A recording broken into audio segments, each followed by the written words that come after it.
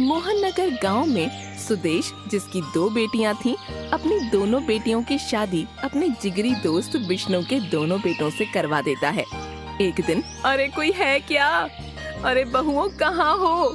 जरा कोई मुझे एक कप चाय देगा क्या? दिन के 12 बज गए हैं।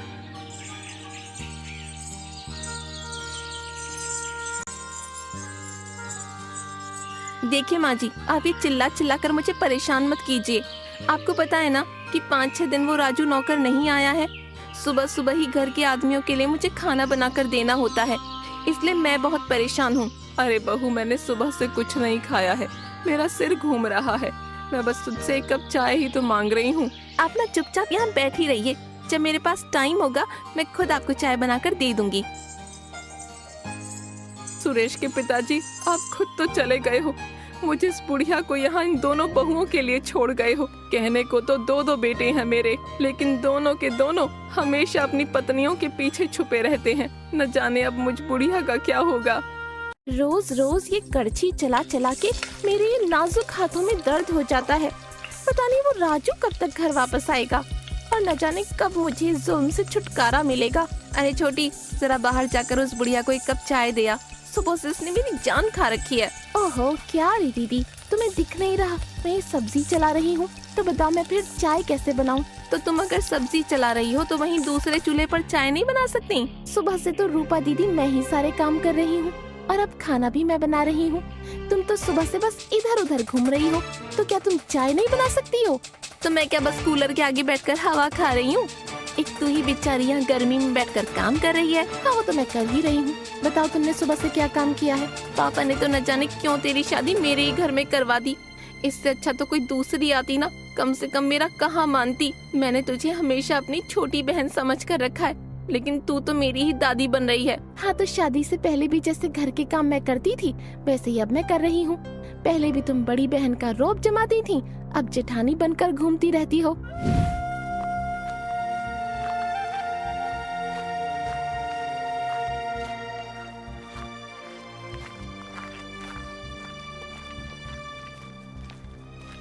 हे भगवान, कितनी गर्मी हो रही है। अब क्या करूं मैं? यहाँ मुझे कोई बाहर दिखाई नहीं दे रहा है। अब कैसे बोलूं कि मुझे अपने यहाँ काम पर रख ले। माखन काम की तलाश में घूम ही रहा होता है, तभी उसे रूपा और मीरा के लड़ने की आवाज सुनाई देती है। अरे, ये इस घर में से इतने जोरों की चिल्लाने की आवाज क्यों आ रही है? मुझे जाकर देखना होगा। तो तुम अगर सब्जी चला रही हो तो वहीं दूसरे चूल्हे पर चाय नहीं बना सकती? सुबह से तो रूपा दीदी मैं ही सारे काम कर रही हूँ और अब खाना भी मैं बना रही हूँ। तुम तो सुबह से सच बताओ दीदी, तुमने 5-6 दिन से किया ही क्या है? सारा काम तो मैं ही अकेले कर रही हूँ। ना ना, मैंने तो इतने दिन से कुछ काम किया नहीं, बस तू ही तो अकेली यहाँ सारा काम करती है।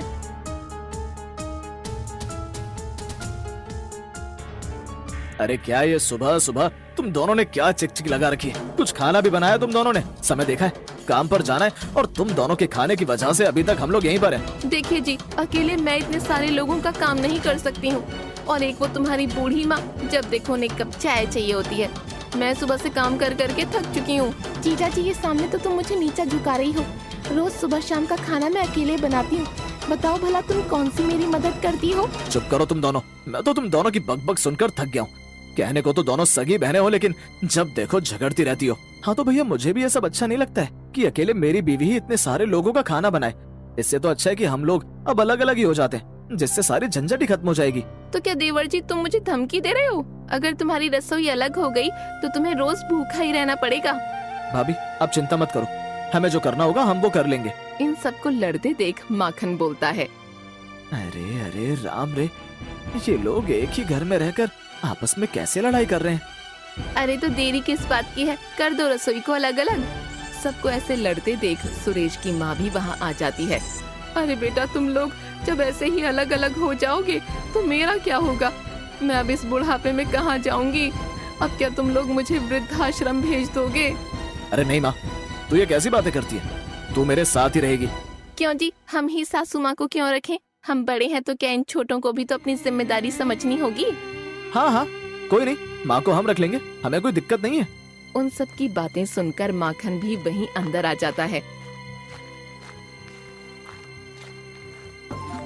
आप लोग ये क्या कर रहे हो? एक बूढ़ी औरत के सामने उसके घर में बंटवारा कर रहे हो? अरे तू कौन है और यहाँ किसी से बिना पूछे अंदर कैसे आ गया? हाँ, और तू क्या जानता है हमारे बारे में कि यहाँ चल क्या रहा है? बस ऐसे यहाँ अंदर मुंह उठाकर आ गया तू? मैं तो बस यहाँ से जा रहा था तो आप सबके लड़ने की आवाज सुनाई दी, तो बस इसीलिए मैं यहाँ अंदर आ गया। अच्छा, तू तो यहाँ ऐसे घुस के आ गया जैसे तू हमारे घर की इस परेशानी को खत्म कर देगा। वैसे मालकिन, अगर आप लोग बुरा ना माने तो जब तक आपके घर का नौकर नहीं आ जाता है तो जब तक क्या मैं आपके घर में काम कर सकता हूँ? अरे हम तो तुझे जानते भी नहीं है और तुझे ऐसे ही कैसे अपने घर पर काम पर रख ले? हाँ, अरे मालिक, शुरुआत में तो कोई एक दूसरे को नहीं जानता है, लेकिन जब मैं इस घर में रहूंगा तो मैं आप लोगों को जान लूंगा और आप लोग मुझे बताइए अगर मेरी बात सही है तो मैं आज क्या अभी से ही आपके यहाँ के सारे काम कर सकता हूँ। अरे रूपा दीदी, क्यों ना हम इसे यहाँ रख लें, ये फिर हमारे घर के सारे काम कर देगा। हाँ, तुम सही कह रही हो। अरे वैसे तेरा नाम क्या है? मालकिन, मेरा नाम माखन है। देख भाई, हमें घर में खाना बनाने वाला और घर के काम करने वाला बस एक ही चाहिए, और तनख्वाह भी हम ज्यादा नहीं दे सकते। अगर तू ये सब कर सकता है तो ठीक है, नहीं तो तू जा सकता है। अरे मालकिन, आप चिंता मत कीजिए, आप मुझे जितनी भी तनख्वाह प्यार से देंगी मैं वो रख लूंगा। अब आप सब जाइए और आराम कीजिए, आप सब सुबह से थक गए होंगे, मैं यहाँ रसोई का सारा काम संभाल लूंगा। अरे भाई माखन, मैं दफ्तर के काम में बहुत उलझ गया था तो इसीलिए खाना बनाने के लिए कोई भी साग सब्जी नहीं लेकर आया हूँ। अरे मालिक, आप परेशान क्यों होते हैं? घर के अंदर अभी जो भी है मैं उसी से ही इतना अच्छा खाना बना दूंगा, आप लोग परेशान मत होइए। थोड़ी ही देर में माखन सबके कमरों में सबके लिए चाय दे आता है। बड़ी मालकिन जी, ये लीजिए आपके लिए एक कप गर्मा गर्म चाय। माखन, तुम मेरे लिए चाय तो बना कर ले आए हो, लेकिन तुम्हें ये थोड़ी पता होगा कि मुझे कैसी चाय चाहिए होती है। अरे बड़ी मालकिन जी, आप परेशान मत होइए, मुझे पता है कि आपकी अब उम्र हो गई है और बढ़ती उम्र में तो कितनी सारी बीमारियां भी हो जाती हैं, जैसे बीपी, हाई शुगर, ये सब बीमारियां। इसीलिए मैं आपके लिए बिना चीनी की चाय बनाकर लेकर आया हूँ। अरे वाह, तू तो बहुत ही समझदार है। तूने इतनी जल्दी हम लोगों की सारी परेशानियों को खत्म कर दिया और तुझे इतनी जल्दी सब पता लग गया कि हमें क्या पसंद है और क्या नहीं। अरे बड़ी मालकिन, मैंने कहा था ना कि साथ में रहेंगे तो हम एक दूसरे को अच्छे से पहचान लेंगे।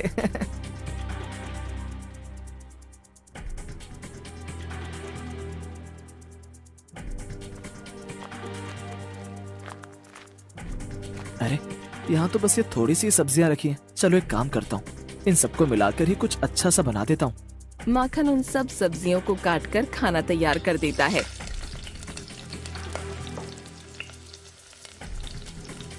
और सबको डाइनिंग टेबल पर बिठाकर खाना परोस देता है।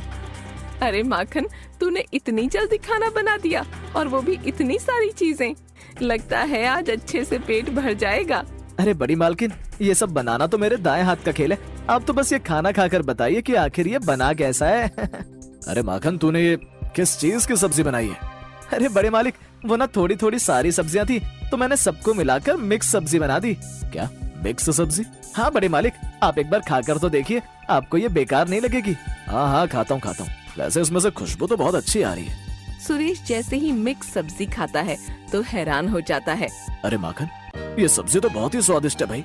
अरे सुरेश और रमेश, तुम्हारे पिताजी को भी ये मिक्स सब्जी बहुत पसंद थी, लेकिन जब से वो गए तब से मैंने ये सब्जी बनाना ही छोड़ दिया। हाँ माँ, तुम सही कह रही हो, बहुत समय हो गया ये मिक्स सब्जी खाए हुए। वैसे माखन, शाम को खाने में क्या बनाएगा तू? वैसे मैं सोच रहा हूँ कि दही के आलू और भिंडी की सब्जी बना दूं। हाँ, वैसे ऐसा खाना खाए बहुत समय हो गया। जब माँ खाना बनाती थी तो तब ये स्वाद मिलता था खाने में, लेकिन अब राजू के हाथों के बने खाने में ये सब स्वाद कहाँ आता है। वैसे मालिक, ये सब मैंने भी अपनी माँ से ही सीखा है। दही के आलू और भिंडी की सब्जी मेरी माँ बहुत अच्छी बनाती थी, तो मैंने भी ये सब उन्हीं से सीखा है। अरे वाह वाह, मेरा तो नाम सुनकर ही मुंह में पानी आ गया। देख माखन, तू जब ये बनाएगा ना तो मुझे सबसे कम मत दियो। बुढ़िया हो रही हूँ, इसका मतलब ये नहीं कि मैं कम खाना खाऊंगी। तू सबसे ज्यादा मुझे ही खाने को दियो। वैसे भी बहुत दिन हो गए ये सब्जियाँ खाए हुए। अरे बड़ी मालकिन, आप परेशान मत होइए, देखना मैं सबसे ज्यादा आपको ही खाना दूंगा।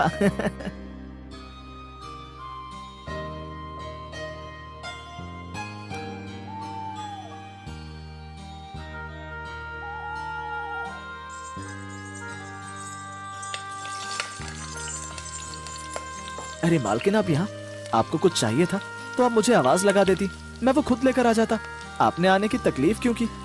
अरे माखन, वो मैं खाली बैठे बैठे बोर हो रही थी तो सोचा तुम्हारे पास आकर ये दही के आलू बनाना सीख लूं। मुझे बनाने नहीं आते। अरे मालकिन, आप देखेंगे क्यों, आप खुद ही बनाइए और फिर देखिए कि कैसे घर के सभी लोग आपके खाने की तारीफ करते हैं।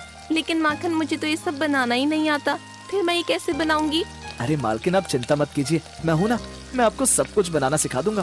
फिर आप देखना कि कैसे सब लोग आपकी तारीफ करते हैं। हाँ ठीक है, चल तू मुझे बताता जा, मैं ये सब बनाती जाऊंगी। चल तू हट, मैं ये कड़छी चलाऊंगी। ऐसा कहकर रूपा अब माखन की जगह खड़ी होकर सब्जी बनाने लगती है। ये देखो कैसे आज अपने आप खाना बना रही है मालकिन। और उस दिन ये लोग खाना ना बनाने के लिए ही लड़ाई कर रही थी। अगर प्यार से काम करवाओ तो हर कोई आगे आकर काम कर ही लेता है। ये सब काम को प्यार करें, इसीलिए तो मैं यहाँ इस घर में आया हूँ। रात को माखन सभी लोगों को डाइनिंग टेबल पर खाना परोस देता है। खाना खाते ही सुरेश की माँ माखन से बोलती है, अरे माखन, तूने तो ये दही के आलू की सब्जी और भिंडी की सब्जी बहुत ही स्वादिष्ट बनाई। हाँ सच में माँ, तुम ये सही कह रही हो। ये सब्जी खाकर तो आज मेरा पेट भर गया। अरे माखन, तूने तो आज बहुत ही अच्छा खाना बनाया है। अरे छोटे मालिक, ये दही के आलू और सब्जी और भिंडी, ये सब तो रूपा मालकिन ने बनाया है। क्या सच में रूपा, ये सब तुमने बनाया है? हाँ जी, वो सब मुझे माखन ने बताया, मैंने बना लिया। अरे बड़े मालिक, सिर्फ बताना ही काफी नहीं होता है, बल्कि खाना बनाने वाले का दिल भी तो होना चाहिए खाना बनाने का, तभी तो खाना अच्छा बनता है। अब इसी बात पर आप लोग रूपा मालकिन की थोड़ी दिल से तारीफ कर दीजिए। वैसे भाभी, आप इतना अच्छा खाना बनाती हो, ये तो हम में से किसी को पता ही नहीं था। हाँ छोटे मालिक, रूपा मालकिन के इस हुनर के बारे में तो यहाँ घर में किसी को भी नहीं पता था। सारे घर वालों को रूपा की तारीफ करते देख मीरा अपने आप से बोलती है, ये रूपा दीदी ने तो सबके मन में अपनी तारीफों का जाल बुन दिया। अब घर में सब मेरी तारीफ करें, इसके लिए मुझे भी कुछ करना होगा। मुझे भी अब खाना बनाना होगा। अरे माखन, अब तूने रूपा दीदी को खाना बनाना सिखा दिया, तो अब तो कल से मुझे भी खाना बनाना सिखा दियो। आखिर मुझे भी तो खाना बनाना आना चाहिए। अरे क्यों नहीं छोटी मालकिन, मैं कल से ही आपको खाना बनाना सिखा दूंगा। आप बस प्यार से खाना बनाकर घर वालों को खिलाएंगी तो इससे ज्यादा अच्छा और क्या होगा मेरे लिए। हाँ हाँ ठीक है माखन, मैं कल सुबह तुझे घर की सारी सब्जियां खरीद कर लाकर दे दूंगा। हम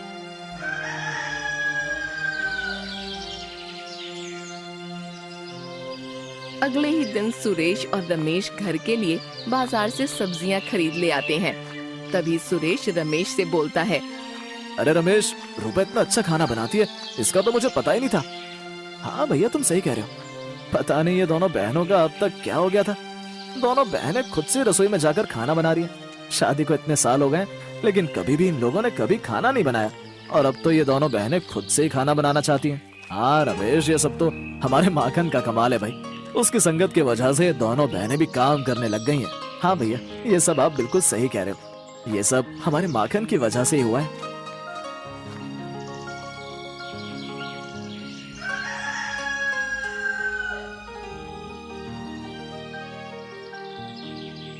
ऐसे ही कुछ दिन बीत जाते हैं। एक दिन रूपा और मीरा माखन से बोलती हैं, अरे माखन, तुम्हें यहाँ आए हुए अभी कुछ ही दिन तो हुए हैं और हमें ऐसा लगता है कि तुमको हमारे साथ रहते हुए कितने साल हो गए। हाँ रूपा दीदी, आप सही कह रही हैं। माखन, तुमने हमारे घर के सारे काम करने सिखा दिए हमें। अब तो तुम्हारा यहाँ इस घर में कोई काम नहीं है। तुमने ऐसा किया तो इससे तुमको नुकसान नहीं होगा, इससे तो तुम्हारी नौकरी जाने का भी खतरा हो गया है। अरे छोटी मालकिन, मैं तो यही चाहता हूँ कि सभी लोग अपने कामों से प्यार करें, क्योंकि अगर हम अपने काम से प्यार करके उसे करेंगे तो वो हमें बोझ नहीं लगेगा। मैं बस यही चाहता हूँ कि घर की सभी औरतें अपने घर के काम को अच्छे से करें। हाँ हाँ माखन, अगर हम तुम्हें नौकरी से निकाल दें तो तुम क्या करोगे? कुछ नहीं मालकिन, मैं तो फिर कहीं और अपनी नौकरी ढूंढ लूंगा। अरे माखन, हम तो मजाक कर रहे हैं। हम अब तुम्हें अपने घर से जाने नहीं देंगे। मालकिन, अगर काम को हम प्यार और लगन से करेंगे तो वो काम करने में हमें बहुत मजा आएगा, लेकिन अगर वही काम हम रो धो कर करेंगे तो वो काम हमें बोझ लगेगा। हाँ माखन, तुम ये सही कह रही हो। इतने दिन से हम ये घर संभाल रही हैं, लेकिन हमें ये बात समझ ही नहीं आई। अरे मालकिन, तभी तो हमारे बड़े बोलते थे कि घर के काम अगर औरतें खुद ही प्यार से करें तो वो घर बहुत खुशहाल होता है।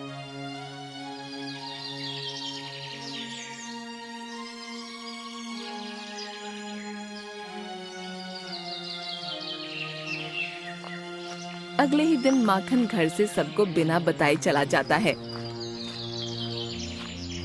अरे दीदी, दीदी, छोटी क्या हुआ? तू इतना परेशान क्यों हो रही है? अरे दीदी, माखन पूरे घर में कहीं दिखाई नहीं दे रहा। अरे तुम ये क्या कह रही हो? माखन घर में नहीं है, कहीं नहीं मिल रहा। ऐसा कैसे हो सकता है? रात को तो वो मेरे सामने सासू माँ के कमरे में सोने गया था। दीदी मुझे नहीं पता, मैंने तो पूरे घर में माखन को देख लिया, लेकिन माखन मुझे कहीं नहीं दिख रहा। वो दोनों इस बात से परेशान होकर आपस में बातें कर ही रही होती हैं कि तभी सुरेश और रमेश वहाँ आ जाते हैं। अरे क्या हुआ, तुम दोनों फिर से लड़ना शुरू हो गई? अरे नहीं जी, हम लड़ाई नहीं कर रहे हैं, बल्कि घर में माखन कहीं नहीं दिख रहा, इसलिए हम परेशान हो रही हैं। क्या माखन? आखिर वो कहाँ जा सकता है? अरे मीरा, तुमने पूरे घर में अच्छे से देखा ना?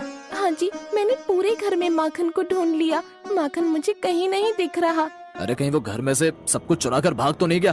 क्योंकि हमने तो उसकी जांच भी नहीं करवाई थी कि वो कौन है और कहाँ से आया था। लेकिन भैया मैंने तो अभी अलमारी से सामान निकाला था, तो मेरे कमरे में से तो उसने कुछ भी नहीं चुराया है। अरे रूपा, जरा तुम भी अपनी अलमारी चेक करो, बाकी मैं अभी माँ के रूम में जाकर देखता हूँ। कहीं उसने माँ का सामान तो नहीं चुराया है, क्योंकि वो रात को माँ के कमरे में ही सोता था।